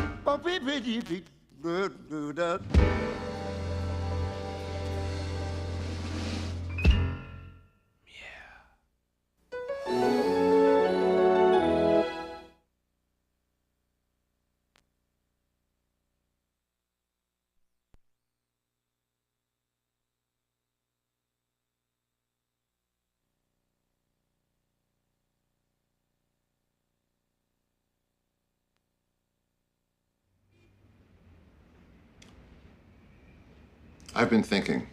The thing that you call your penis, that isn't exactly the right name for it. I wouldn't really call it that. What else would you call it? Pathetic. Excuse me? How can you say that? It's my penis. I'm not pathetic. This is my Johnson. This is my... This is my... My what? It's my cock you're talking about. If it was so great, then when you were born, why'd they cut the tip off? That was a circumcision. They do that for health reasons. No, it needed remodeling right away. Remodeling? What are you, Bob Vila? This old dick? What? I don't even believe we're having this discussion. Well, I think it's a topic for discussion because I think everything emanates from the fact that you have a... I'm going to use the same word. Pathetic, minuscule little snail in an army helmet for a dick. That's it. I come to you for this, for you. All right, maybe I don't have the biggest penis in the world, but everybody knows that it's not size that counts. Who said? All right, I'm leaving. I can't believe you're spending all this time talking about my penis. I mean, what about my parents? Life and death? I've seen hamsters hung better than you. Huh. Well, what are you going to tell me? Huh? That you've got Louisville Slugger living in your pants? Huh? I get no complaints. On certain days, I can actually hang wet towels from it. Well, excuse me, King Kong. Anyway, I just wanted to tell you that. You have a very, very pathetic penis. That'll be $150.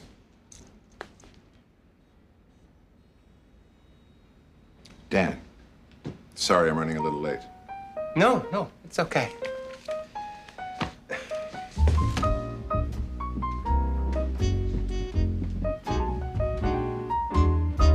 Analyst told me that I was right out of my head, the way he described it. He said it'd be better dead than live. I didn't listen to his jive. I knew all along that the cat was all wrong, and I knew that he thought what? I was crazy, but I'm not. Oh no, oh no, oh no. My analyst told me that I was right out of my head. Said I need treatment, but I'm not that easily led. He said I was the type that was most inclined, went out of his sight to be out of my mind. And they thought I was nuts. Nuts? No more ifs or ands or buts. Oh no, oh no, oh no. My analyst told me that I was right out of my head. I said, dear doctor, I think that it's you instead, 'cause I have got a thing unique and new. It proves that I'll have the last laugh on you, 'cause instead of one head, I've got two.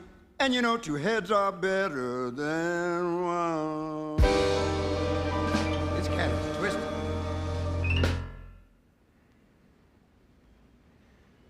I had a premonition of my death last weekend. No kidding. What makes you think it was about death? What do you mean? Well, you think a lot of things are about death. The cannoli incident, the dogs in the night dream. Well, this wasn't a dream. I was wide awake when this happened. It was this sensation, this incredibly awful feeling of leaving life, being sucked out of my body.